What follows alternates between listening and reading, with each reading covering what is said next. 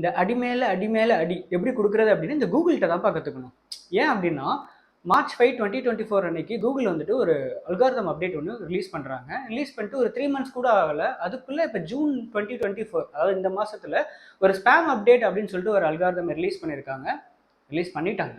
ஓகேவா? இந்த அப்டேட் வந்து கம்ப்ளீட்டாக ரோல் அவுட் ஆகிறதுக்கு இன்னொரு 1 week டைம் எடுக்கும். ஸோ இந்த அப்டேட் படி என்ன, இந்த ஸ்பேம் அப்டேட் படி என்ன அப்படின்னா, யாரெல்லாம் வந்து கூகுளோட ஸ்பேம் பாலிசிஸை ஃபாலோ பண்ணாமல் நீங்கள் எஸ்இஓ பண்ணிட்டு இருக்கீங்க, ஃபாலோ பண்ணாமல் நீங்கள் வந்துட்டு ரேங்கிங் இம்ப்ரூவ் பண்ணுறதுக்கு குறுக்கு வழிகளை பண்ணிட்டு இருக்கீங்களோ அவங்களோட வெப்சைட்ஸ்லாம் பாதிக்கப்படும்.